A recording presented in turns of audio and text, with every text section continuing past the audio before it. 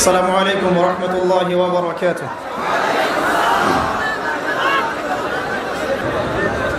সম্মানিত নীলফামারীবাসী, কেমন আছেন আপনারা?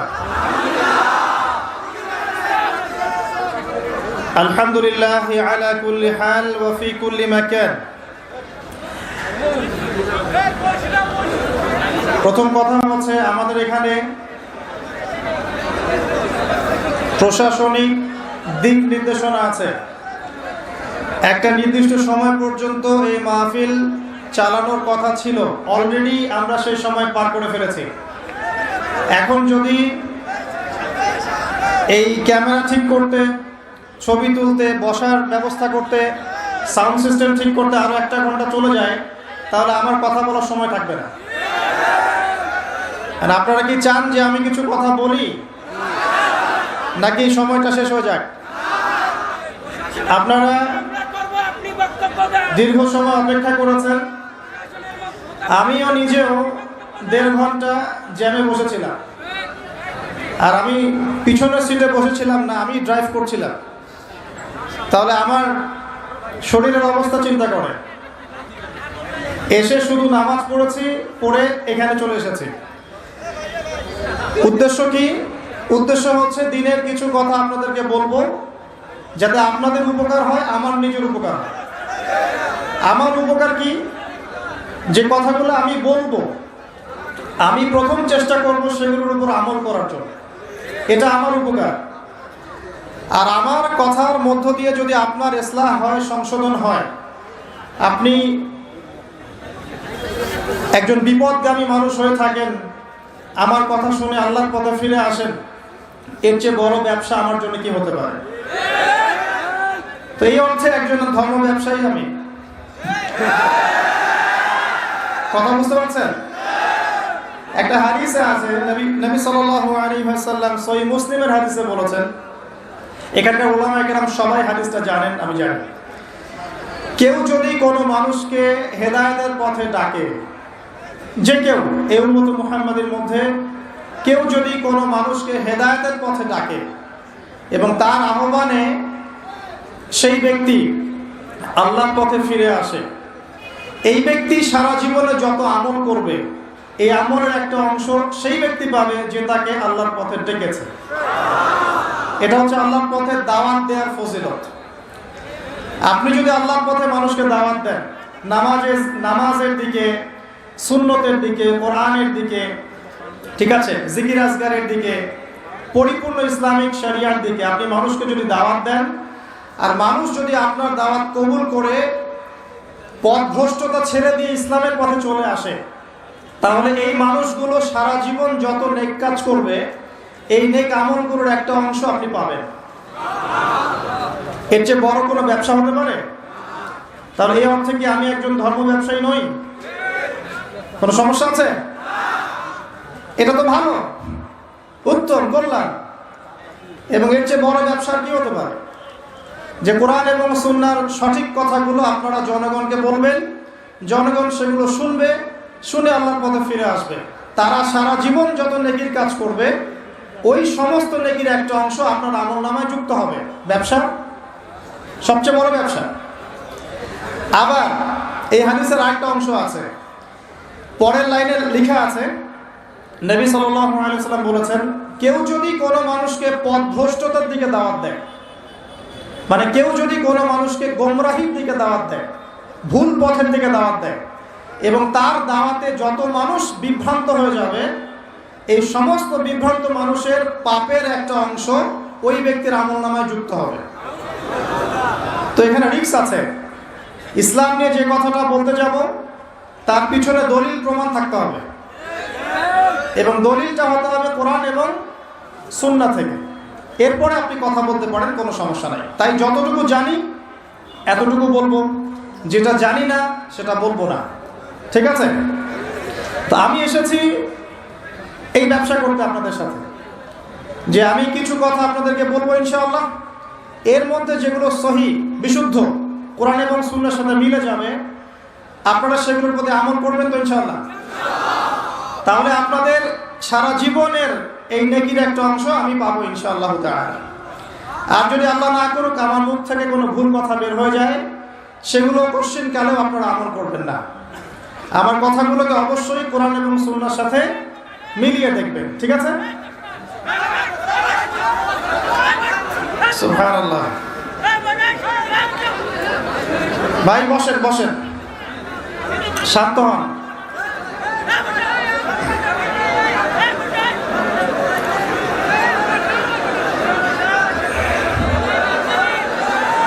পানি আছো? পানি কোথায়?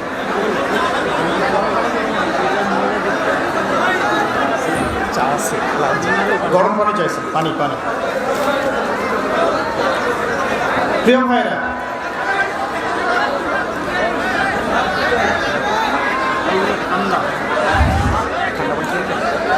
নর্মাল হলো, নর্মাল গরম পানি।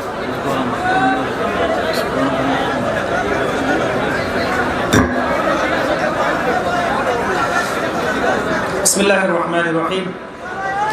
দেখুন, আমাদের হাতে সময় বেশি নাই, তো আমরা লম্বা আলোচনা করার সময় পাচ্ছি না। আমরা কিছু কনস্ট্রাকটিভ কথা আপনাদেরকে বলবো ইনশাআল্লাহ, একটা সূরাকে কেন্দ্র করে। আপনারা শুনতে রাজি আছেন তো? আল্লাহর রাস্তে পরিবেশ বজায় রাখেন, অন্যথায় আমাদের সময় অপচয় হচ্ছে। এখানে যারা দাঁড়িয়ে আছেন বসে পড়েন, ভাই দূরে যারা দাঁড়িয়ে আছেন বসে পড়েন। অল্প সময়, 1 ঘন্টা সময় যদি আমরা আল্লাহর জন্য ওয়াকফ করে দিই, খুব ক্ষতি হয়ে যাবে? এখানে এসেছি তো দিনের কথা শুনতে, তাই না? কি আমি এসেছি দিনের কথা বলতে, আপনারা এসেছেন দিনের কথা শুনতে। কষ্ট করে বসে আছেন, এই সময়টার মূল্য আছে না? এখানে যারা এসেছেন তাদের সময়ের মূল্য আছে না? আমরা দোয়া করি আজকের এই মাহফিলকে যারা সফল করেছেন, যারা অর্থ দিয়েছেন, সময় দিয়েছেন, শ্রম দিয়েছেন, প্রশাসনিক সহযোগিতা করেছেন, আমি দোয়া করছি মন থেকে আল্লাহ পাক তাদের সবার নেক হায়াতকে বৃদ্ধি করে দিন, আমিন। এবং হালাল রিজিককে আল্লাহ পাক প্রশস্ত করে দিন, আমিন। আল্লাহ রাব্বুল আলামিন পবিত্র কোরআনুল কারীমের মধ্যে সূরাতুল আসর নামে একটা সূরা নাযিল করেছেন, নাম শুনেছেন তো? আচ্ছা, আপনাদের মধ্যে কতজন আছেন যারা কোরআনের জন্য জীবন দিতে চান? হাত তোলেন দেখি। মাশাআল্লাহ, খুব চমৎকার, খুব চমৎকার। একটু দাঁড়ান, তাকবীর পড়ে দেন। এবার বলেন যে কতজন আল কোরআন বিশুদ্ধ করে তেলাওয়াত করতে জানেন? হাত তুলে নেন। মাশাআল্লাহ, তাহলে জীবন দানকারীর সংখ্যা কমে গেছে, আলহামদুলিল্লাহ। এখন যারা হাত উঁচু করেছেন যে বিশুদ্ধ করে পড়তে জানেন, তাদের মধ্যে কতজন কোরআনের 10টা সূরার অর্থ জানেন? হাত তুলে দেন। হাতের সংখ্যা একটু কমেছে। 20টা সূরার অর্থ জানেন কারা কারা? হাত একটু কমে গেছে না? এবার যদি বলি পুরা কোরআনের অর্থ কারা জানেন? এবার মাশাআল্লাহ, একটা হাতও নাই। সমস্যা এটাই, আমি বারবার আমাদের সমস্যা নিয়ে কথা বলতে চাই। আমাদের সমস্যা, অন্যের সমস্যা না, আমাদের উম্মার সমস্যা। আমরা আল্লাহকে ভালোবাসি, রাসূলকে ভালোবাসি, কোরআনকে প্রচন্ড মহব্বত করি, শ্রদ্ধা করি, সম্মান করি, কোরআনের জন্য জীবন দিতে প্রস্তুত থাকি, তাই না? কিন্তু দুর্ভাগ্যজনক হচ্ছে ওই কিতাব আমরা পড়তে জানি না, ওই কিতাবের অর্থ আমরা বুঝি না। আল কোরআনুল কারীম হিফজ করেছেন কতজন? হাত তোলেন দেখে, এখানে কতজন আছেন হাফেজে কোরআন? মাশাআল্লাহ। দেখবেন কোরআনের প্রতি আবেগ মানুষের প্রচুর, কিন্তু কোরআন বিশুদ্ধ করে তেলাওয়াত করার ব্যাপারে, অর্থ বোঝার ব্যাপারে, কোরআনের ভাষাটা শেখার ব্যাপারে আমরা উদাসীন। একটা কমন সেন্স, আপনি নামাজ পড়ছেন, নামাজের মধ্যে কোরআন তেলাওয়াত করছেন তো? এখন যে সূরাগুলোর অর্থ আপনি জানেন, সেগুলো তেলাওয়াত করার সময় আপনার মনোযোগটা বাড়ে না কমে? বাড়ে না কমে? আর যেগুলো আপনি অর্থ জানেন না, সেগুলোর সময় কি আপনি নামাজে মনোযোগ পান? সত্যি কথা বলেন। এই যে রুকুর তাসবিহ পড়েন, সেজদার তাসবিহ পড়েন, তাশাহুদ পড়েন, দরুদ পড়েন, দোয়া মাসুরা পড়েন, প্রথমে সানা পড়েন, পরে সূরা ফাতিহা পড়েন, আরেকটা সূরা মিলিয়ে পড়েন। এই যে পুরোটা সময় আরবি দিয়ে কথা বলেন আল্লাহর সাথে, আরবি দিয়ে মোনাজাত করেন, চুপি চুপি কথা বলেন, এই সময়টুকুর মধ্যে আপনি পূর্ণাঙ্গ সময় কি মনোযোগ ধরে রাখতে পারেন? বা এই পুরো বিষয়গুলোর অর্থ কি আপনি জানেন? যদি আপনি অর্থ জানতেন তাহলে নামাজে মনোযোগ বাড়তো না কমতো? মনে করেন আপনার সন্তান অসুস্থ, আল্লাহ না করুক আপনার সন্তান অসুস্থ, খুব অসুস্থ, আইসিইউতে আছে, রংপুর মেডিকেল আইসিইউতে আছে। এখন জীবন মৃত্যুর সন্ধি করে আপনার সন্তান লড়ছে। এখন আপনি বুঝতে পারছেন যে এই বিপদ থেকে বাঁচানোর জন্য আমার আল্লাহ ছাড়া আর কেউ নাই, আছে? এবার আপনি নামাজে দাঁড়ালেন, নামাজে দাঁড়িয়ে সুন্দর করে ওযু করে নামাজে দাঁড়ালেন, দাঁড়িয়ে 2 রাকাত নামাজ পড়ে হাতটা তুলে আল্লাহর কাছে দোয়া করছেন, আল্লাহ আমার সন্তান অসুস্থ, আল্লাহ আমার সন্তান তুমি দিয়েছ, তোমার নিয়ামত, আজকে সে অসুস্থ, তুমি ছাড়া কেউ নাই তাকে শেফা দান করার, কোনো ডাক্তারের ক্ষমতা নাই তাকে জীবন দেওয়ার, আল্লাহ তুমি তোমার রহমতের ওসিলায় আমার সন্তানের জীবনটা ভিক্ষা দাও। এই দোয়াটা যদি আপনি করেন আপনার মনোযোগ বাড়বে না কমবে? এবং এটা আপনি পূর্ণাঙ্গ মনোযোগ দিয়ে করতে পারছেন না। কেন পারছেন? কারণ আপনি যা বলছেন তার অর্থ আপনি বুঝতে পারছেন, আপনি যা বলছেন তার অর্থ আপনি অনুধাবন করতে পারছেন, এটাই হচ্ছে কারণ। আর এই জায়গা গিয়ে আমি বলেছি যে কোরআন যদি আপনি অনুধাবন করতে পারেন, অর্থগুলো বুঝতে পারেন, তখন আপনি প্রতিটা পদে পদে আল্লাহকে পাবেন ইনশাআল্লাহ। এটা কি বোঝার জন্য খুব বড় ডিগ্রির দরকার আছে? যদি যে কোনো একটা বই আপনি পড়ছেন, ওই বইয়ের ভাষা যদি আপনি না বোঝেন, ওই বইয়ের মূল মেসেজ কি আপনি পাবেন? সিম্পল পাবেন না। প্রথম যে কথাটা আপনাদের কাছে টাচ করতে চাই, আমাকে ওয়াদা করতে হবে আমার কাছে আজকে আগামী রমাজান আসার আগেই সবাই কোরআন তেলাওয়াত করা শিখবেন। হাত উঁচু করেন। এখন জীবন আপনাকে দিতে হবে না কোরআনের জন্য, অর্থ বোঝা শেখেন আগে। কোরআনের জন্য জীবন দিতে আমি আপনাকে এখন বলছি না, আমি বলছি আপনি কোরআন পড়া শেখেন আগে, এরপরে আপনি কোরআনের অর্থটা বোঝা শিখবেন। কোথায় গিয়ে শিখবেন? ওলামায়ে কেরামের কাছে গিয়ে শিখবেন। আপনাদের এখানে মাদ্রাসা আছে না?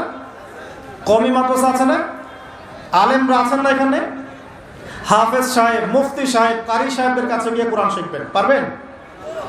আজকের মাহফিলে যদি এগুলো প্রতিশ্রুতি করে ধরে রাখতে না পারেন, এখানে এসে বসে ছবি তুলে ভিডিও করে সেলফি তুলে কোনো লাভ নাই। মানে বক্তাকে দেখাটা বড় কথা নয়, এমনকি বক্তার কথা শোনাটাও বড় কথা নয়, বড় কথা তার উপর আমল করা। কথা ঠিক না ঠিক? আচ্ছা, এবার আসেন ছোট্ট একটা সূরা আপনাকে শোনাই। 103 নাম্বার সূরা। কত নাম্বার? 103 নাম্বার। সূরাটার নাম সূরাতুল আসর, মানে সময়ের সূরা। সূরা শব্দের মানে কি? আচ্ছা বাদ দেন, কোরআন শব্দের মানে কি বলেন? কোরআন শব্দের মানে কি? নিত্য পঠিতব্য, যে বইটা প্রতিনিয়ত পড়া হয় তার নাম কোরআন। পৃথিবীতে কোরআন ছাড়া এমন কোনো কিতাব আছে যেটা প্রতিদিন পড়া হয়, প্রতিনিয়ত পড়া হয়? আছে? ইসলামের সমস্ত শত্রুরা মিলে যদি পৃথিবী থেকে সমস্ত এই কোরআনের কপি আজকে পুড়িয়ে ফেলে, নাউজুবিল্লাহ, আগামীকাল এরকম লক্ষ লক্ষ কপি বের করা সম্ভব। কিভাবে সম্ভব?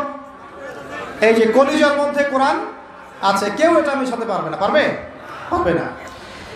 তো এটাই বলছিলাম যে কোরআনের যে নিত্য পঠিতব্য ব্যাপারটা অন্য কোনো কিতাবের ক্ষেত্রে প্রযোজ্য হয়?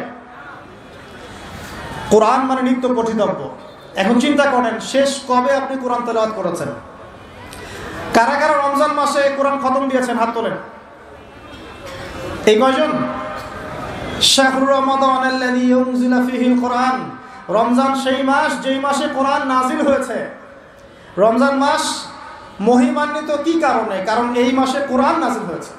তো এই মাসে কোরআন খতম করার সৌভাগ্য যার হয়নি, তার চেয়ে হতভাগা আসলে কেউ। আচ্ছা যাই হোক, যা হওয়ার হয়ে গেছে। আল্লাহ পাক গফুর রহিম। আগামী রমজান আসার আগে কোরআন তেলাওয়াত শিখতে পারবো ইনশাআল্লাহ? ওয়াদা করছেন?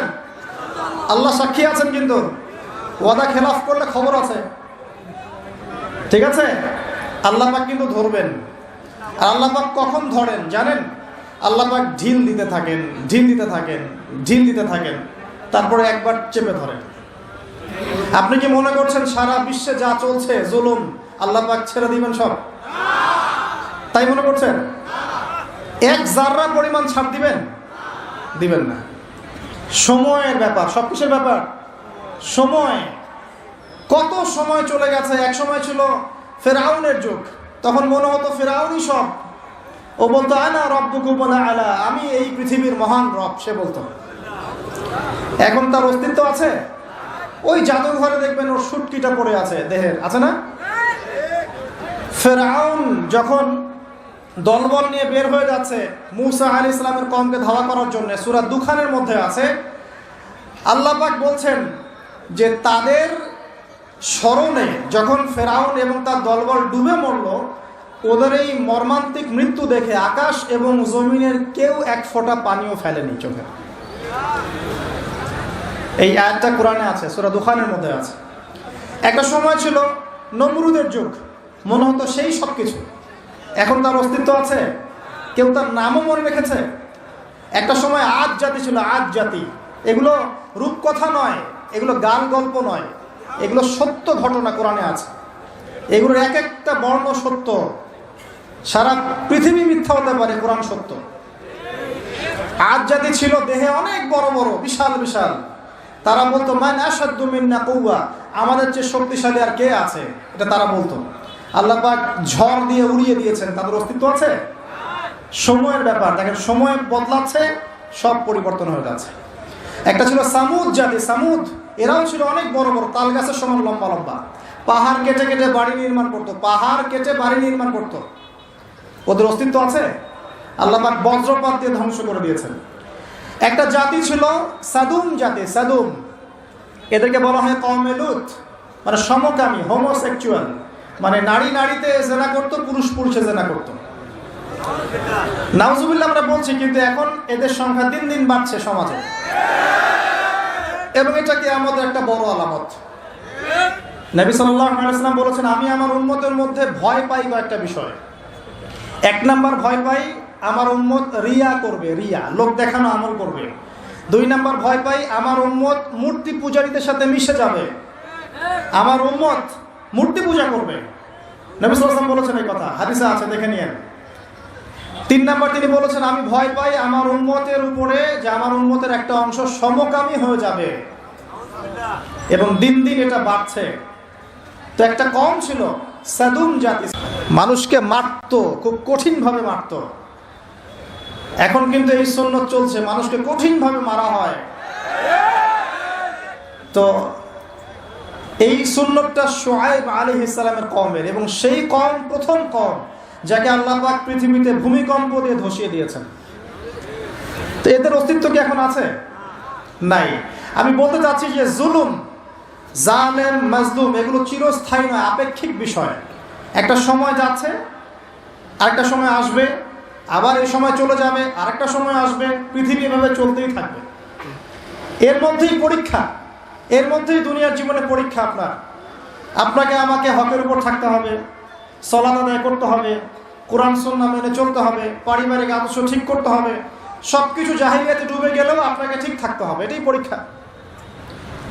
কিয়ামতের মাঠ আছে বলেই কোনো জালেম পার পাবে না, পার পাবে? কোনো মাজলুম এর অধিকার খর্ব হবে না, কিয়ামতের মাঠে তার অধিকার তাকে পুষিয়ে দেওয়া হবে ইনশাআল্লাহ। এই পৃথিবীটা চূড়ান্ত হিসাব নিকাশের জায়গা নয়। আমরা যারা এটা মনে করছি যে হতাশ হয়ে গেলাম, আমরা মুসলিমদের আজকে কি হয়ে গেল, আমরা এখন পৃষ্ঠপ্রদর্শন করছি আমাদের শিক্ষা ক্ষেত্রে দুর্বলতা, আমরা অর্থনৈতিক ক্ষেত্রে দুর্বল হয়ে যাচ্ছি, মুসলিমদের মধ্যে ঐক্য নাই, হ্যাঁ, আমাদেরকে ইসলামের শত্রুরা ডমিনেট করছে, সব দিকে মনে হচ্ছে যেন কোন ঠাসা মুসলিমরা, এমন মনে হচ্ছে না? কিন্তু আল্লাহর কসম করে বলছি যে এই সময়টা চিরস্থায়ী হবে না। আল্লাহ পাক লিখে রেখেছেন কিভাবে প্রেক্ষাপট পরিবর্তন হবে, কার মাধ্যমে হবে, কিভাবে হবে, আল্লাহু আলাম, আমরা জানি না। তো এতটুকু আমরা জানি যে এগুলো চিরস্থায়ী নয়। অতএব মুসলিমরা কখনো হতাশ হবে না। কি হবে না? হতাশ হবে না। মুসলিমরা পড়াশোনা করবে, প্রচুর পড়াশোনা করবেন, পড়াশোনা করতে থাকবেন। আমি অনেক দিন বলেছি সাবজেক্টগুলো, আপনাদেরকে আবার বলছি। সর্বপ্রথম কোরআন পড়বেন, কোরআন তেলাওয়াত করা শিখবেন, কোরআনের অর্থটা শিখবেন, কোরআনের ভাষা শিখবেন। এই ভাষা শেখার জন্য কওমি মাদ্রাসার আলেমদের কাছে গিয়ে পড়ে থাকতে হলে পড়ে থাকবেন, ভাষা শিখবেন। ইমাম শাফিঈ রাহিমাহুল্লাহ বলেছিলেন, কোরআন শেখা মুসলিমদের উপর যেমন ফরজ, এর ভাষা শিক্ষা করা ফরজ। ভাষা না শিখলে আপনি কোরআন বুঝতে পারবেন না। কোরআন পড়া হয়ে গেলে বা পড়তে পড়তে একটা ভালো লেভেলে চলে গেলে আপনি এই যে নাহু সরফের কিতাবগুলো শেষ করবেন। তারপরে আপনি চলে যাবেন হাদিসের বইয়ে। হাদিসের ছোট ছোট বইগুলো আগে পড়বেন, আগে বড় বড় বই পড়বেন না। অনেকেই ভুল করেন আপনারা, আমাদের যুবক ভাইরা একটু বেশি ভুল করে এখানে। হেদায়েত পেয়ে সবার আগে সহিহ বুখারী হাতে নিয়ে বসে থাকে।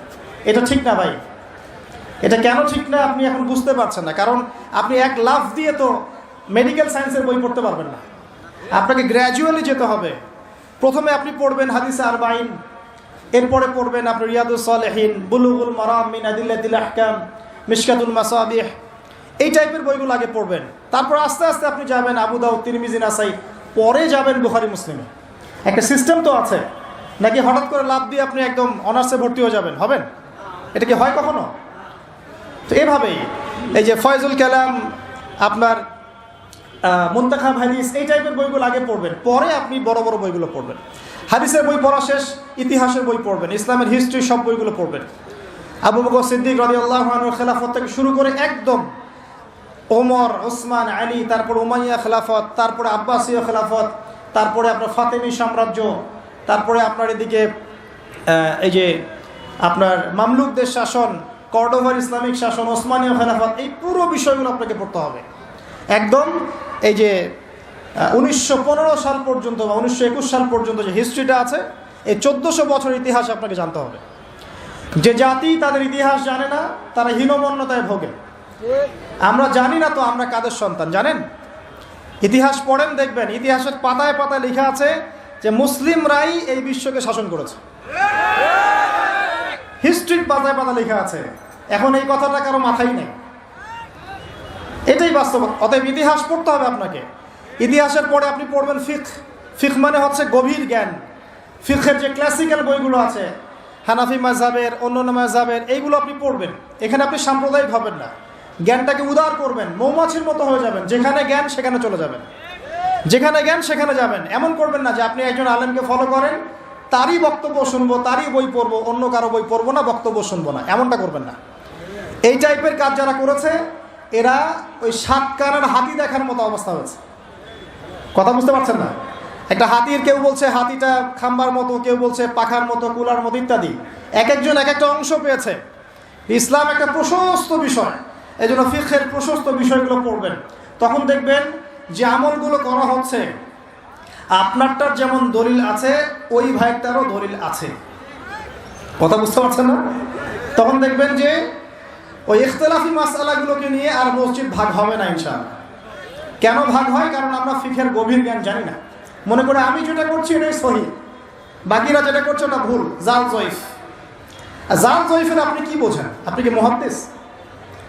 আপনি বড়জোর বলতে পারেন হাদিসটাকে অমুক মুহাদ্দিস জাল বলেছেন, এটা বলতে পারেন আপনি।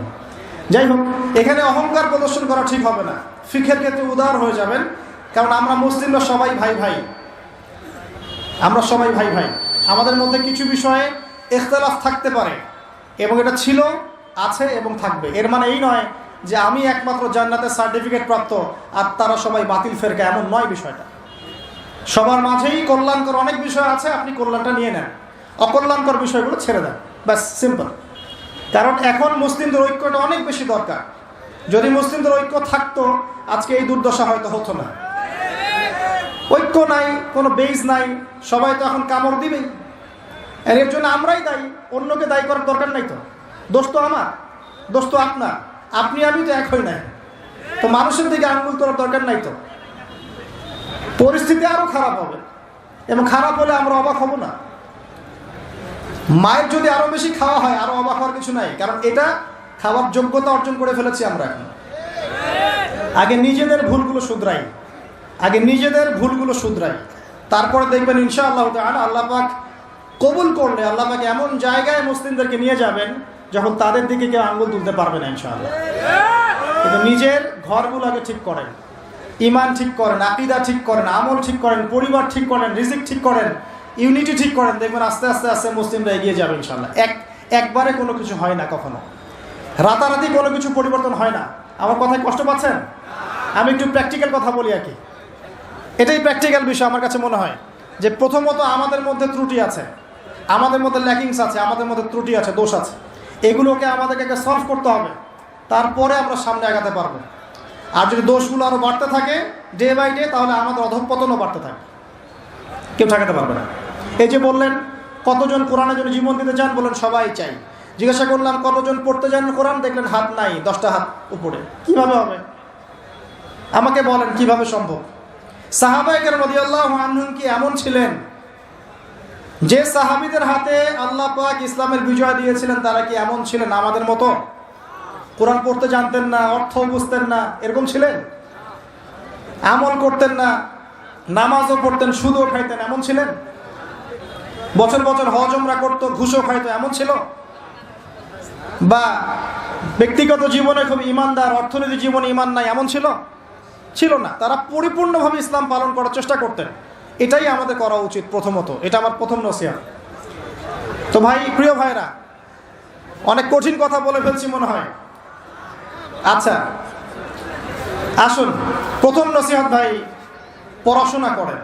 যে কটা সাবজেক্ট বললাম, কোরআন, হাদিস, ইতিহাস, ফিকহ, এগুলোর সাথে জড়িয়ে নেবেন। আপনি জেনারেল লাইনে যেগুলো পড়ছেন সেগুলো অবশ্যই পড়বেন। অনেক ক্রেজি আমরা কিছু ভাইকে দেখি, হেদায়েত পাওয়ার পরে জেনারেল লাইনে পড়া বাদ। বাসায় বাবা মার সাথে সম্পর্ক খারাপ, বাড়ির থেকে বের হয়ে চলে যাচ্ছে, না আমি আর ইউনিভার্সিটিতে পড়বো না, আমি আর এইসব সাবজেক্ট পড়বো না, একদম টোটালি চেঞ্জ হয়ে যাব। এত সহজ নয় বিষয়টা, এত সহজ নয়। মানে আপনি 20-25 বছর পার করে ফেলেছেন, এখন সামনে আপনার ক্যারিয়ার আছে, আপনার চাকরি আছে, আপনার জব আছে, ফ্যামিলি আছে, কিভাবে কি করবেন আপনি এখন? সো আপনি যেখানে পড়ছেন সেখানে পড়েন, ইউনিভার্সিটিতে পড়ছেন পড়েন, মেডিকেল সায়েন্স পড়ছেন পড়েন, ইঞ্জিনিয়ারিং পড়ছেন পড়েন। এই সব জ্ঞানের আমাদের দরকার আছে, দরকার নাই? এই যুগের সাথে তাল মিলাতে হলে এগুলোর দরকার নাই? অবশ্যই দরকার আছে। এগুলো আমাদেরকে শিখতে হবে, আমাদেরকে এগুলো জানতে হবে, এবং আপনি আপনার জ্ঞানটাকে ইসলামের কল্যাণে ব্যয় করার চেষ্টা করেন। এটা আপনি করেন, এতটুকু আমার পরামর্শ। কিন্তু ট্র্যাক চেঞ্জ করার দরকার নেই আপনার, সবাই সেটা পারবে না। অতএব ওই ট্র্যাকে থেকেই আপনি সাবজেক্টগুলো কভার করেন। আকীদা পড়েন, কোরআন পড়েন, হাদিস পড়েন, ফিকহ, ইসলামের ইতিহাস। আরেকটা সাবজেক্ট বলছি, রাসূল সাল্লাল্লাহু আলাইহি ওয়াসাল্লামের জীবনী একদম মুখস্থ থাকতে হবে। বলেন নবীর জন্য জীবন দিতে চান কতজন? হাত তোলেন দেখি। মাশাআল্লাহ, সবাই। এবার বলেন আমাকে, নবী সাল্লাল্লাহু আলাইহি ওয়াসাল্লামের তৃতীয় স্ত্রীর নাম কি ছিল? আয়েশা সিদ্দিকা। কে বলেছেন? আপনি আমার কাছে একটা হাদিয়া নিয়ে যান আজকে। একজন ব্যক্তি সঠিক উত্তর দিয়েছে। আপনি কি দেখতে পাচ্ছেন নবীর প্রতি কত ভালোবাসা আমাদের? একজন উত্তর দিতে পেরেছে। এই হচ্ছে বাস্তবতা। অতএব বাস্তবিক হয়ে যান। নবী সাল্লাল্লাহু আলাইহি ওয়াসাল্লামের জীবনী মুখস্থ করবেন আগামী রমাদান আসার আগেই। হাত তোলেন, কথা দেন, পারবেন ইনশাআল্লাহ? দুটো ওয়াদা করেছেন, কোরআন পড়া শিখবেন আগামী রমাদান আসার আগেই, রাসূলের জীবনী পড়া শিখবেন, শুধু না মুখস্থ করবেন। পারবেন ইনশাআল্লাহ? ইনশাআল্লাহ। একদম ছোটস্থ নবী সাল্লাল্লাহু আলাইহি ওয়াসাল্লামের জন্ম, মৃত্যু, কত বছর মক্কায় ছিলেন, কত বছর মদিনায়, কখন তিনি হিজরত করলেন, কখন তায়েফে গেলেন, কখন বদর, কখন হুদ, টোটাল বিষয় আপনার মুখস্থ থাকতে হবে। পারবেন ইনশাআল্লাহ তাআলা। আল্লাহ পাক তৌফিক দান করুন। তখন সত্যিকারের আশিকে রাসূল হতে পারবো। এখন শুধু কথায় কথায় আশিকে রাসূল বলে লাভ নেই। আমার কথা কষ্ট পাচ্ছেন? বাস্তবতা এরকম ভাই। জানেন ইসলামের বিরুদ্ধে যারা কাজ করে তারা 24 ঘন্টা পরিশ্রম করে। আপনি জানেন যারা ইসলামের এগেইনস্টে কাজ করে, বিরুদ্ধাচারণ করে, ইসলাম মুসলিমদেরকে ডমিনেট করতে চায়, এরা 24 ঘন্টা কাজ করে, 1 সেকেন্ড রেস্ট নেয় না। গোছানো কাজ, মেহনতের কাজ, জবাবদিহিতামূলক কাজ, কোনো দুর্নীতিহীন কাজ। ওদের উদ্দেশ্য হচ্ছে ইসলামকে দুনিয়া থেকে মিটিয়ে ফেলে দেবে একেবারে। আর আমরা মনে করি যে আমরা তো মাশাআল্লাহ জান্নাতের সার্টিফিকেট পেয়ে গেছি, আমরা মরলেই জান্নাত নিশ্চিত, তাই না?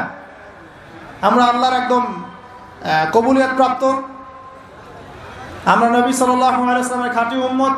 আমাদেরকে কে ঠেকায়? আমাদের ভাবখানা এমন। এই চিন্তা করতে করতে বিগত 100 বছরে আজকে আমাদের অবস্থা হয়েছে। একদিনে হয়নি, বিগত 100 বছরের অবস্থা হয়েছে। এর মাঝখানে শ্রম দিয়েছেন ওলামায়ে কেরাম, একদম শ্রম ঢেলে দিয়েছেন। কিন্তু ওলামায়ে কেরামের একার শ্রম কি যথেষ্ট হবে?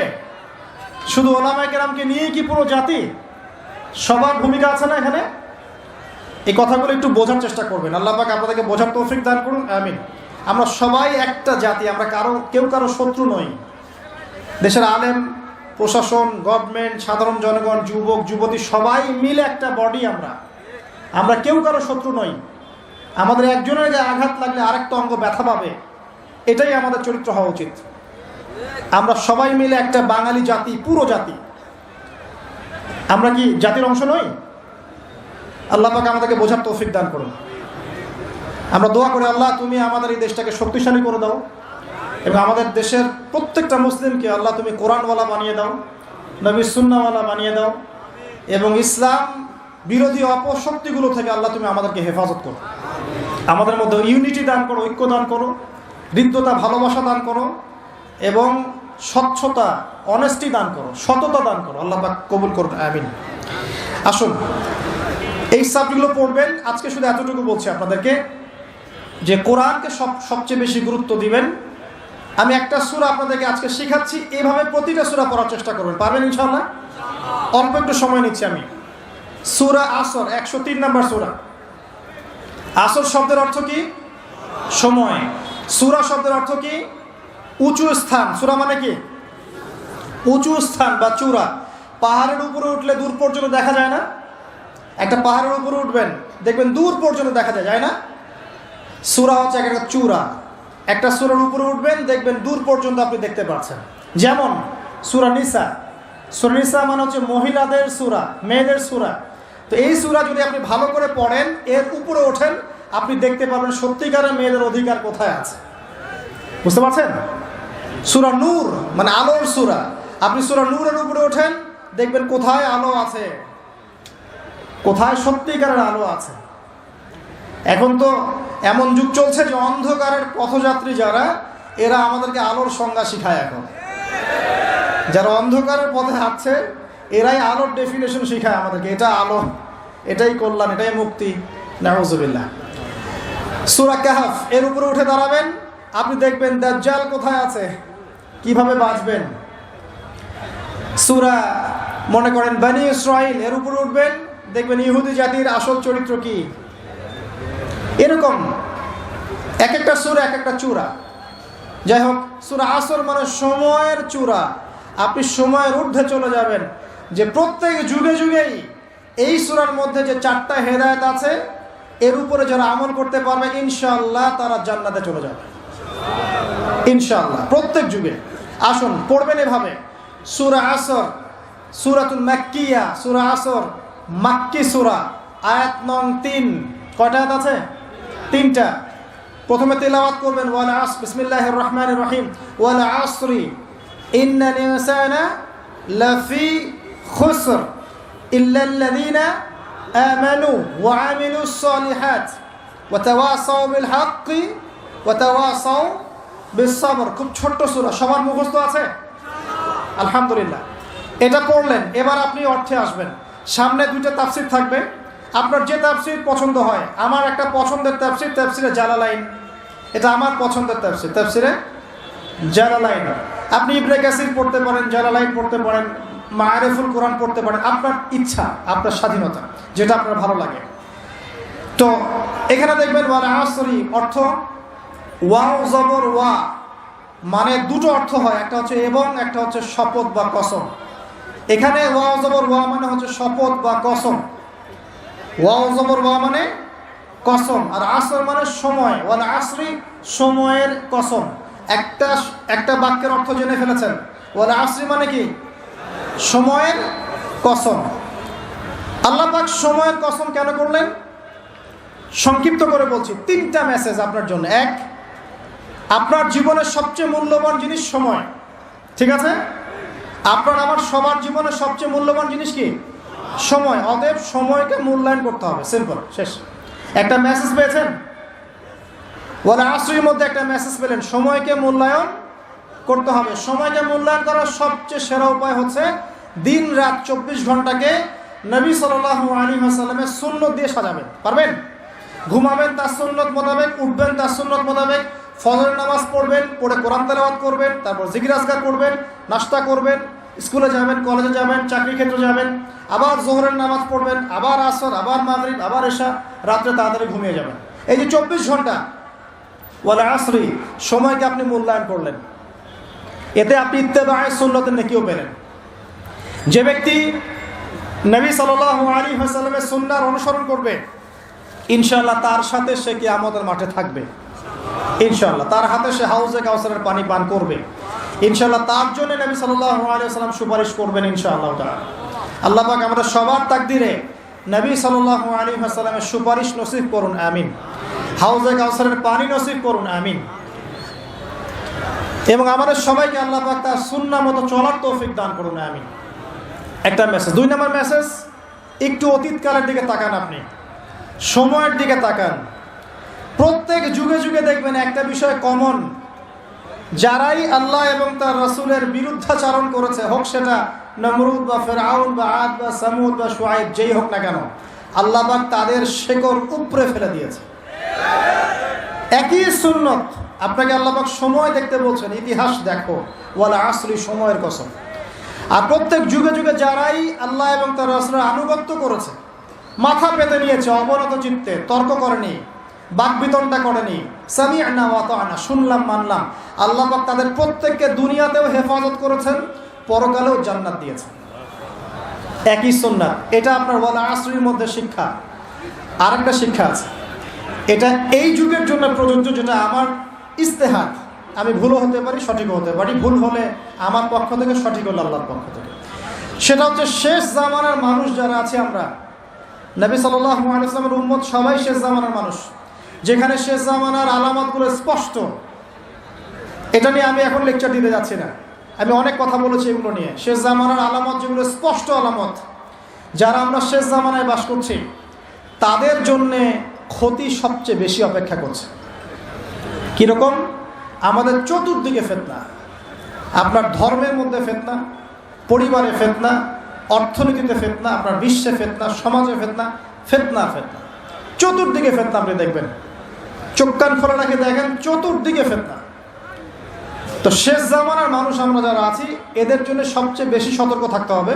ওয়ালা আসরি, সময়ের কসম। এটা বলে আল্লাহ পাক বলতে যাচ্ছেন, ইন্নাল ইনসানা লাফি খুসর, নিশ্চয়ই মানুষ অবশ্যই ক্ষতির মধ্যে আছে। ডাবল তাকিদ আছে এখানে, ইন্নাও আছে, লাফিও আছে। তো নিশ্চয়ই মানুষ অবশ্যই ক্ষতির মধ্যে, বা নিশ্চয়ই মানুষ ক্ষতিগ্রস্ত। মানুষ কিভাবে ক্ষতিগ্রস্ত? আপনার জন্য আমি সহজ করে দিয়েছি। মানুষ 2 ভাবে ক্ষতির মধ্যে আছে। কয়ভাবে? 2 ভাবে। 1, ইহকালে মানুষ ক্ষতির মধ্যে আছে, আর 2, পরকালে মানুষ ক্ষতির মধ্যে আছে। ইহকালে কেমন ক্ষতির মধ্যে আছে? একটা আয়াত শোনেন, সূরা রুমের মধ্যে আল্লাহ পাক বলেছেন, যাহারুল ফাসাদু ফিল বাররি ওয়াল বাহরি বিমা কাসাবাত আইদিন নাস। জলে এবং স্থলে যত বিপর্যয় ছড়িয়ে পড়েছে, এগুলো মানুষের হাতের কামাই। এগুলো কি? মানুষের। আল্লাহ পাক বলছেন, জলে এবং স্থলে যত বিপর্যয় ছড়িয়ে পড়েছে, এগুলো মানুষের হাতের কামাই। পরিবেশকে দূষিত করেছে কারা? জিনজাতি না বাঘ ভাল্লুক? বলেন। ওই যে মেরু অঞ্চলের বরফ যে গলে যাচ্ছে, এবং এই যে সমুদ্রের উচ্চতা বাড়ছে, আস্তে আস্তে বলা হচ্ছে বাংলাদেশের মতো নিম্ন যে দেশগুলো আছে, এটার বড় অংশ ডুবেও যেতে পারে, আল্লাহ না করুক। এটার জন্য কে দায়ী? এই যে কার্বন মনোঅক্সাইড গ্যাসের মাত্রা যে বাড়ছে বায়ুমণ্ডলে, কে দায়ী? মিলস অ্যান্ড ফ্যাক্টরিজ, এগুলো দিয়ে যে আমরা বাতাসের উষ্ণতা বাড়িয়েছে, কে দায়ী এগুলোর জন্য? গরু ছাগল। সুদভিত্তিক অর্থনীতি, এটার জন্য কে দায়ী? যার কারণে গরিবরা গরিব হচ্ছে, ধনীরা ধনী হচ্ছে, কে দায়ী? জিনজাতি। পরিবারে যে ফাসাদগুলো, যে পরকিয়া, আপনার বেশি বেশি জেনা, ব্যভিচার, যুব সমাজের সমস্যা, যে মাদক, এই যে টিকটক, এই যে পাবজি, এই যে আপনার ছিনতাই, কিশোর গ্যাং, এগুলোর জন্য কারা দায়ী? জিনজাতি না গরু ছাগল? একটা একটা করে বলে শেষ করতে পারবো না, আমার সময় খুব কম। বলছি, যত সমস্যা দেখবেন, পারিবারিক বলেন, সোশ্যাল বলেন, যুবকদের সমস্যা বলেন, ভৌগোলিক সমস্যা বলেন, ভূরাজনৈতিক প্রেক্ষাপট বলেন, বিশ্ব দাঁড়িয়ে আছে একটা পারমাণবিক যুদ্ধের সামনে, প্রতিটা প্রবলেমসের পিছনে কিন্তু মানুষ কাজ করছে। কারা কাজ করছে? এটা আল্লাহ বলছেন, যাহারুল ফাসাদ ফিল বাররি ওয়াল বাহরি বিমা কাসাবাত আইদিন নাস। এটা দুনিয়ার ক্ষতি। আর পরকালের ক্ষতি কি? মানুষ নিশ্চিন্তে নাক ডেকে ঘুমাচ্ছে, কিন্তু মানুষের সামনে অপেক্ষা করছে মালাকুল মউত, মৃত্যুর ফেরেশতা।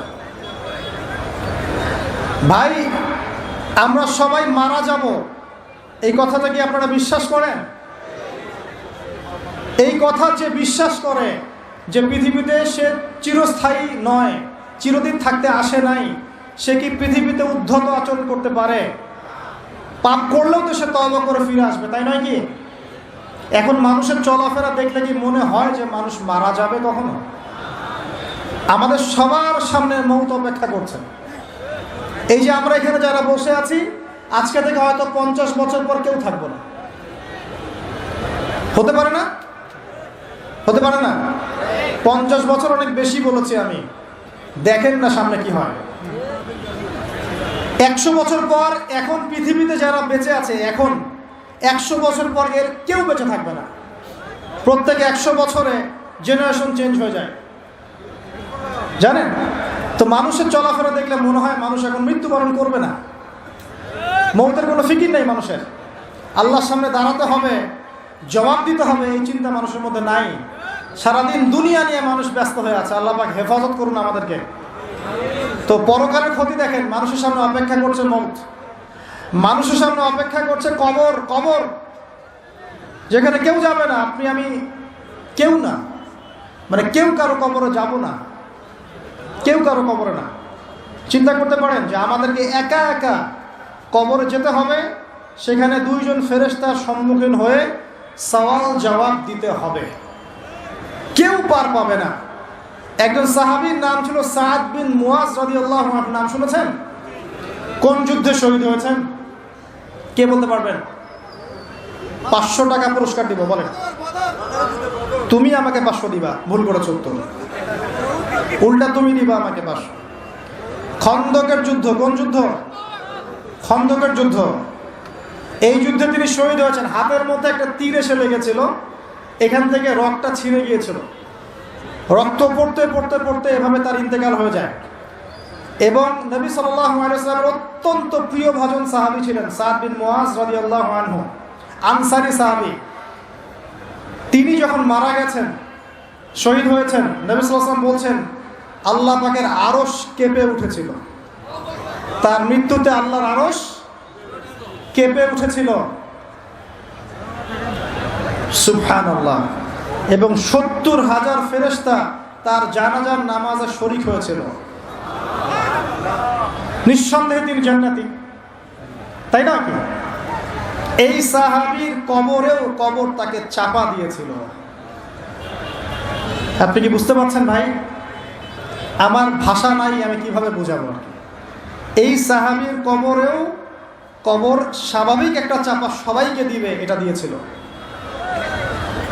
অতএব মানুষের সামনে অপেক্ষা করছে মৌত এবং কবর। তারপরে সওয়াল জবাব, হয় কবর হবে জাহান্নাম, না হলে জান্নাত। এরপরে উঠতে হবে কিয়ামতের মাঠে।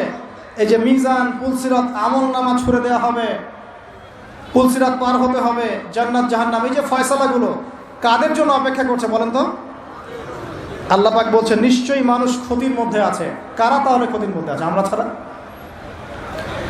তবে সুসংবাদ, এই দুনিয়ার জীবনটাকে যদি তুচ্ছ করে মানুষ আল্লাহর বিধান মেনে চলতে পারে, এই দুনিয়ার জীবনে ধৈর্য ধরতে পারে, সবর করতে পারে, হকের উপর অবিচল থাকতে পারে, আল্লাহর হালালে থাকতে পারে, হারামে না যায়, রাসূলের সুন্নতে থাকে, বেদাতে না যায়, ইনশাআল্লাহ তাআলা আল্লাহ পাক মৌতের সাথে সাথেই এই বান্দাকে চিরস্থায়ী জান্নাত দিয়ে দিবেন ইনশাআল্লাহ। আমাদের সামনে দুটো রাস্তা, ওয়াহাদাইনাহুন নাজদাইন, দুটো পথ আল্লাহ পাক দেখিয়েছেন, ইম্মা শাকিরা ওয়া ইম্মা কাফুরা। ইচ্ছা হলে কৃতজ্ঞ হন, ইচ্ছা হলে অকৃতজ্ঞ হন। দেখেন সূরার মধ্যে দুটো আয়াত আপনি কতগুলো মেসেজ পেলেন। সময়ের কসম, নিশ্চয়ই মানুষ ক্ষতির মধ্যে আছে। এবার শেষ আয়াত, এটাই লাস্ট আয়াত আমার আজকে। ইল্লাল্লাযীনা আমানু ওয়া আমিলুস সলিহাতি ওয়া তাওয়াসাউ বিল হাক্কি ওয়া তাওয়াসাউ বিস সাবর। 4টা কাজ যারা করেছে তারা ব্যতীত, মানে 4টা কাজ যারা করতে পারবে তাদের কোনো সমস্যা নেই। ওয়ালা খাউফুন আলাইহিম ওয়ালা হুম ইয়াহজানুন, তাদের কোনো ভয় নাই, কোনো দুশ্চিন্তা নাই।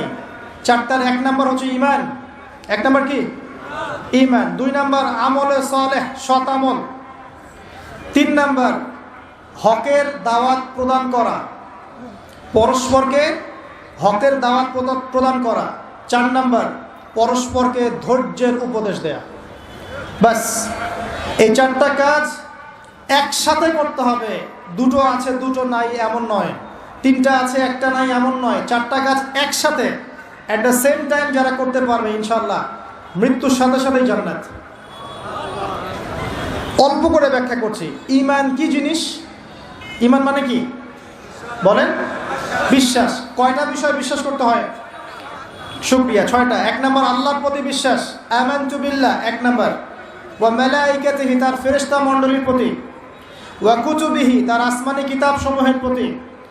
4 ওয়া রুসুলিহি, তার রাসূলগণের প্রতি। 5 ওয়াল ইয়াউমিল আখির, পরকালের প্রতি। 6 ওয়াল কদরি খায়রিহি ওয়া শাররিহি, তাকদীরের ভালো এবং মন্দের প্রতি বিশ্বাস। আল্লাহর প্রতি বিশ্বাস মানে এক কথায় আপনি আল্লাহর তাওহীদে থাকবেন, শিরক করবেন না, ঠিক আছে? 1 ফেরেশতা মণ্ডলীর প্রতি বিশ্বাস মানে আল্লাহ পাক অসংখ্য ফেরেশতা সৃষ্টি করেছেন, বিভিন্ন কাজে নিয়োজিত করেছেন, যাদেরকে আমরা দেখি না, এই দুনিয়াতে খালি চোখে দেখা যাবে না, মৌতের সাথে সাথেই দেখা যাবে ইনশাআল্লাহ। বিশ্বাস করতে হবে। এগুলোকে বিজ্ঞান প্রমাণ না করলেও বিশ্বাস করতে হবে, কারণ বিজ্ঞান সব কিছু চূড়ান্ত ব্যাখ্যা দিতে পারবে না। পারবে? বিজ্ঞানের একটা সীমাবদ্ধতা আছে, আল্লাহর জ্ঞানের কোনো সীমাবদ্ধতা নাই। সিম্পল।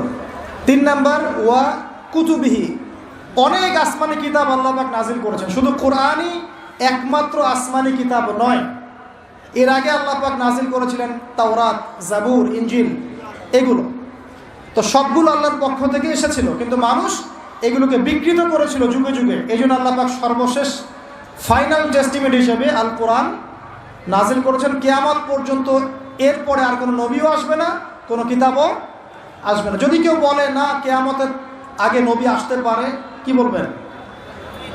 হ্যাঁ, যদি কেউ বলে যে না কিয়ামতের আগে আরো নবী আসতে পারে, কেউ যদি বলে যে জনৈক ব্যক্তি ছিলেন যিনি হচ্ছেন ঈসা আলাইহিস সালাম, আপনি কি বলবেন? জনৈক ব্যক্তি নিজে মাহদি, আবার তিনি ঈসা, দুটাই। নবী সাল্লাল্লাহু আলাইহি ওয়াসাল্লাম বলেছেন ইহুদি যুবক, দাজ্জাল ইহুদি যুবক, কোকড়ানো চুল, শক্তিশালী দেহ, যে সারা বিশ্বকে শাসন করবে, এমন কেউ কি বের হয়েছে ইসরায়েল থেকে? সুবহানাল্লাহ। তো কেউ যদি বলে ভাই টেলিভিশনে প্রচার করে, অনলাইনে প্রচার করে যে আমি নবী, আমি মাহদি, আমি ঈসা, আল্লাহর ওয়াস্তে এগুলোকে বিশ্বাস করতে যায় না, ঈমান হারা হয়ে যাবেন, জাহান্নামে যেতে হবে। যতই টাকার প্রলোভন দেখ, চাকরির প্রলোভন দেখ, জমি জমা দেখ, আল্লাহর ওয়াস্তে ধর্ম ত্যাগ করেন না। আমার কথার ইশারা বুঝে নেন, সব কথা পাবলিকলি বলা যায় না, ঠিক আছে? অনেক নবী রাসূল আল্লাহ পাক পাঠিয়েছেন, সর্বশেষ নবীকে মুহাম্মদ সাল্লাল্লাহু আলাইহি। আর কোন নবী আসবেন নাকি বিশ্বাস করেন আসবেন? নবীজি বলেছেন কিয়ামতের আগে 30 জন ভণ্ড নবী আসবে। কয়জন? যার মধ্যে 3 জন হবে মহিলা। 3 জন কি হবে? মহিলা। একটা হাদিস আছে 4 জন মহিলা হবে, বাকি 26 জন পুরুষ। যাই হোক, ওয়াল ইয়াউমিল আখির, পরকাল। পরকাল মানে এই যে মৃত্যুর পর থেকে শুরু করে একদম জান্নাত জাহান্নাম পর্যন্ত পরকাল। ওয়াল কদরি খায়রি ওয়া শাররি, তাকদীরে ভালো মন্দ, তাকদীরে বিশ্বাস করতে হবে। আল্লাহ পাক ভাগ্য লিখে রেখেছেন, আপনি যতই দুর্নীতি করেন না কেন, ভাগ্যে যা লেখা আছে এর বাইরে একটা চাল বেশি পাবেন না।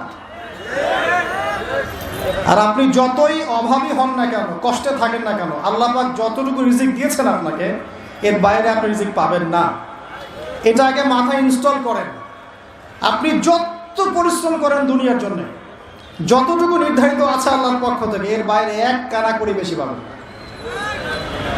আর তাহলে যারা তাকদীরে বিশ্বাস করে তারা কিন্তু কখনো হতাশ হবে না, আত্মহত্যা করবে না, যে আল্লাহ পাক তাকদীরে যা লিখেছেন আমার তাই হয়েছে, আল্লাহ পাক তাকদীরে লিখেছেন তাই হয়েছে, আমি হতাশ কেন হব, আমি আত্মহত্যা কেন করব, আমি কেন পিছুপা হব, আমি বরং আল্লাহর প্রতি তাওয়াক্কুল করে এগিয়ে যাব, আমি কাজ করব। তাকদীরে বিশ্বাস করেছি বলে হাত পা গুটিয়ে বসে থাকতে হবে এমনটাও নয়। আপনি কাজ করবেন, পরিশ্রম করবেন, আল্লাহর প্রতি তাওয়াক্কুল করবেন, এগিয়ে যাবেন, এরপরে বিশ্বাস রাখবেন আল্লাহ যা রেখেছেন তাই হয়েছে, আমি চেষ্টা করেছি আলহামদুলিল্লাহ।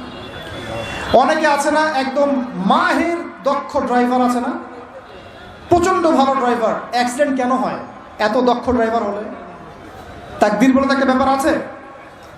দেখবেন কিচ্ছু ছিল না, অ্যাক্সিডেন্ট হয়ে গেছে, আসলে ওখানে অ্যাক্সিডেন্ট হওয়ার কিছু ছিল না, তাকদীর বলে একটা ব্যাপার আছে। অতএব এটা নিয়ে আমি লম্বা সময় আলোচনা করতে পারবো না। মনে রাখবেন, তাকদির আল্লাহ পাক আপনাকে আমাকে সৃষ্টি করার 50,000 বছর আগেই লিখে ফেলেছেন।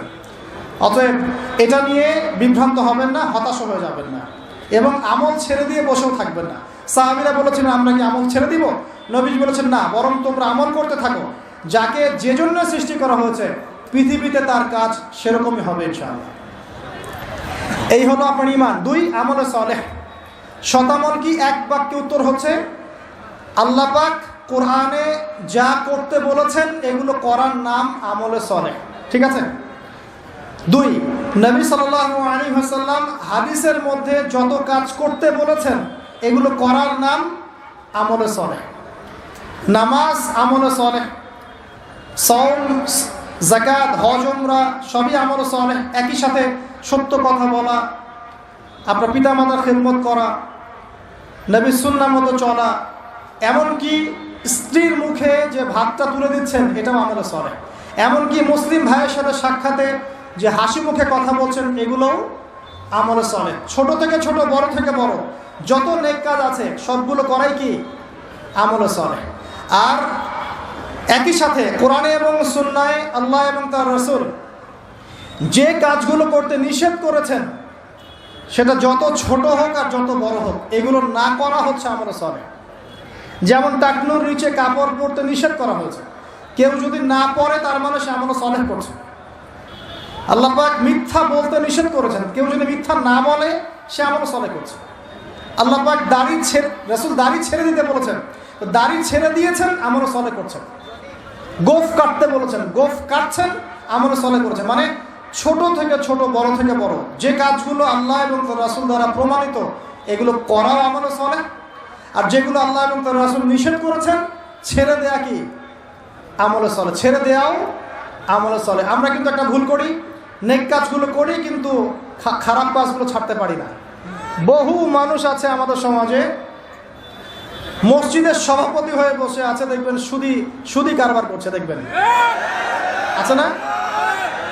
দেখবেন যে মাশাআল্লাহ হজ উমরা করছে বছর বছর, কিন্তু বোনকে সম্পত্তি দিচ্ছে না, মিরাজ ঠিক মতো দিচ্ছে না, এই দুনিয়ার স্বার্থ ছাড়তে পারছে না। দেখবেন ভাইয়ের সম্পত্তি দিচ্ছে না, প্রতিবেশীর জমি আত্মসাৎ করে খাচ্ছে। এদিকে আবার নামাজি, দাড়ি টুপি সব আছে মাশাআল্লাহ। এই যে লেটেস্ট যে ইস্যুটা ছিল তেল সয়াবিন, দেখলাম যে মজুদ করা হচ্ছে, তো একজনকে ধরা হলো, দাড়িওয়ালা দরবেশের মতো দেখতে মাশাআল্লাহ, জুব্বা, পাগড়ি, দাড়ি টুপি মাশাআল্লাহ। দেখলেন যে গ্যালন তেল তার গোডাউনে মজুদ করা। তার মানে সে এইটুকু ইসলাম বুঝতে পেরেছে, কিন্তু অর্থনৈতিক জীবনে যে ইসলাম আছে ওইটা যে ঠকানোটা হচ্ছে হারাম, ওর ফলে তার সমস্ত রিজিক যে হারাম হয়ে গেল এই কনসেপ্টটা নাই। তো এমন মানুষ আছেন আমাদের সমাজে, কিছু মানি না। যুবক ভাই, নামাজ তো পড়ছেন কিন্তু গার্লফ্রেন্ড ছাড়তে পারছেন তো? পারছেন? আলহামদুলিল্লাহ, পারতে হবে। এদিকে নামাজ পড়ছি, তাবলীগের সময় দিচ্ছি, এদিকে ইন্টারনেটে যদি খারাপ কিছু দেখেন, পর্নোগ্রাফি দেখেন, তাহলে কি আপনার ইবাদত কবুল হবে? বিষয়টা বুঝতে হবে। শুধু নেক কাজ করার নাম আমলে সালেহ নয়। অ্যাট দ্য সেম টাইম খারাপ জিনিসগুলো ছেড়ে দেওয়াও হচ্ছে আমলে সালেহ, এবং এটা বেশি কঠিন। নেক কাজ করাটা কিন্তু সহজ, আল্লাহর জন্য ছেড়ে দেওয়াটা কঠিন। কারা কারা আল্লাহর জন্য সিগারেট খাওয়া ছাড়তে পারবেন? হাত তোলেন। আলহামদুলিল্লাহ। কারা কারা আল্লাহর জন্য দাড়ি ছেড়ে দিবেন? হাত তোলেন। শেভ করা ছাড়তে হবে, শেভ করা ছাড়বেন, ওয়াদা করেন, পারবেন? আলহামদুলিল্লাহ। মিউজিকে আসক্ত আছেন কেউ? মিউজিক ভাল লাগে? মিউজিক ছাড়তে হবে, হাত তোলেন, মিউজিক ছেড়ে দিবেন। ইসলামিক নাশিদ শুনবেন, কোনো সমস্যা নাই, হারাম মিউজিক শুনবেন না, ঠিক আছে? আল্লাহর ওয়াস্তে এগুলো ছেড়ে দেন। আল্লাহ পাক আপনাদের সবাইকে তৌফিক দান করুন। আর দুটো কথা বলে শেষ করছি। ঈমান আমলে সালেহ এর সাথে আর দুটো কাজ, একটা হচ্ছে ওয়াতাওয়াসাউ বিল হক ওয়াতাওয়াসাউ বিস সবর, পরস্পরকে হকের দাওয়াত দেয়া। হকটা কি? এটা কি হক নয়? হকটা কি? এটার সংজ্ঞা কি আমি দিব না আল্লাহ দিবেন? বলেন। আমি যদি বলি যে আমি একটা মস্তিষ্ক প্রসূত ব্যাখ্যা করলাম এটাই হক, মানবেন? আমি একটা দর্শন দিলাম এটাই হক। আমি একটা মতবাদ লিখলাম এটাই হক, এটাই কি হকের মানদণ্ড হবে? মানদণ্ড কি হবে সেটা আল্লাহ পাক সূরা কাহফের মধ্যে বলেছেন 29 নম্বর আয়াতে। কত নম্বর আয়াত? আল্লাহ বলেছেন ওয়াকুলিল হাক্কু মির রাব্বিকুম, সত্য সেটাই যা তোমার রবের পক্ষ থেকে নাজিল হয়। কথা ঠিক আছে? ফামান শাআ ফালইউমিন, যার ইচ্ছা হয় ঈমান আনুক, ওয়া মান শাআ ফালইয়াকফুর, যার ইচ্ছা হয় অস্বীকার করুক। আল্লাহ পাকের কিচ্ছু যায় আসে না। এই হক কোরআন এবং হাদিস, এটা প্রচার করবেন, প্রসার করবেন। প্রথমে নিজে আমল করবেন, পরিবারকে নসিহত করবেন, এরপর আপনি আপনার সামর্থ্য অনুযায়ী দাওয়াতি কাজ করবেন। এটা হচ্ছে একে অপরকে হকের উপদেশ দেয়া।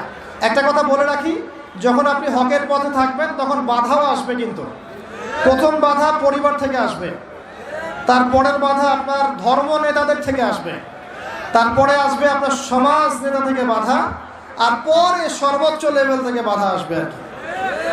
তো এই বাধাগুলো আপনাকে ফেস করতে হবে, এটা মনে রাখবেন। একটা কথা হচ্ছে যে কোরআন এবং সুন্নাহর উপর থাকার পরেও যদি বাধা বিপত্তি না আসে কখনো, বুঝতে হবে যে আমার দাওয়াতটা একটা গোলালু মার্কা দাওয়াত। কোনোদিনও আমার উপর কোনো চড়াই উতরাই এলো না, মানুষ ভালো মন্দ বললো না, সমালোচনা গীবত তহমত করছে না, বুঝতে হবে যে আপনার দাওয়াতের মধ্যে কোনো সমস্যা আছে। তো যখন আপনি কমপ্লিট ইসলামের কথা বলবেন তখন এগুলো আসবেই। আর যদি সারাদিন ছোটোখাটো মাসলা মাসাইল নিয়ে কথা বলতে থাকেন, কেউ কখনোই আপনাকে কিছু বলবে না। অতএব এই বিষয়গুলো খেয়াল রাখবেন। নবী সাল্লাল্লাহু আলাইহি ওয়াসাল্লামকেও অনেক বাধা বিপত্তি ফেস করে ইসলাম প্রতিষ্ঠা করতে হচ্ছে। আর শেষ কথা, ওয়াতাওয়াসাউ বিসবর, যখন আপনি হক নিয়ে চলবেন তখন ধৈর্য ধরতে হবে। রাতারাতি কোনো ফল আসবে না, সবর করতে হবে। মানুষ গালি দিবে, সবর করবেন। মানুষ আপনাকে ভালো মন্দ বলবে, ভুল বুঝবে, সবর করবেন। মানুষ আপনার চরিত্র হ্যারেস করার চেষ্টা করবে, আপনি সবর করবেন। আপনার শারীরিক আঘাত পাবেন, সবর করবেন। মানসিক টর্চার পাবেন, সবর করবেন। ইকোনমিক্যাল আঘাত পাবেন, সবর করবেন। আপনাকে সবর করা শিখতে হবে, এগ্রেসিভ হওয়া যাবে না। উদউ ইলা সাবিলি রাব্বিকা বিল হিকমা ওয়াল মাউইযাতিল হাসানা ওয়াজাদিলহুম বিল্লাতী হিয়া আহসান। আপনাকে আল্লাহর পথেই থাকতে হবে, মানুষকে হিকমার সাথে আল্লাহর পথে ডাকতে হবে। তবে একটা কথা মনে রাখবেন, সবর মানে হাত গুটিয়ে বসে থাকা নয়, বরং পরিস্থিতি পরিবর্তনের চেষ্টা করা। আল্লাহ পাক আমাদের সবাইকে কথাগুলো বোঝার তৌফিক দান করুন। সবশেষ কথা হচ্ছে এই, প্রিয় ভাইরা, আসুন পবিত্র কোরআন পড়তে শিখি। আজকে একটা ছোট্ট সূরা আলোচনা করেছি, শুনতে খারাপ লেগেছে? এইভাবে যদি প্রতিটা সূরা আলোচনা করতে পারেন, পড়তে পারেন, বুঝতে পারেন, কোরআন আপনার কলমের মধ্যে গেঁথে যাবে না? তখন আপনি আল্লাহকে আপনার সামনে পাবেন ইনশাআল্লাহ তাআলা। এটাই আল্লাহ পাকের কালাম, যেই কালামের মাধ্যমে আল্লাহ আপনার সাথে কথা বলেছেন। অতএব আল্লাহর কথাকে বুঝুন, কোরআন পড়া শিখুন, এর ভাষা বুঝুন, অর্থ বুঝুন, তাফসীর পড়েন, এর ব্যাখ্যাগুলো উলামায়ে কেরামের কাছে জেনে নেন। পাশাপাশি হাদিস চর্চা করেন, ফিকহ পড়েন, ইতিহাস পড়েন, সিরাত পড়েন। ইনশাআল্লাহ এই জ্ঞানের বিপ্লবের মধ্য দিয়ে দেখবেন ইনশাআল্লাহ আগামী দিনগুলোতে মুসলিমরা এগিয়ে যাবে ইনশাআল্লাহ। অজ্ঞতা দিয়ে কিচ্ছু হবে না, আগে জ্ঞান অর্জন করতে হবে, তারপর আমল, তারপর পরিবার গঠন, হালাল রিজিক, ঐক্য এবং দ্বীনের দাওয়াত। ইনশাআল্লাহ দেখবেন আল্লাহর জমিনে দ্বীন ইসলামের বিজয় কোনো শক্তি ঠেকাতে পারবে না ইনশাআল্লাহ। আল্লাহ পাক আমাদের সবাইকে কথাগুলো বোঝার তৌফিক দান করুন।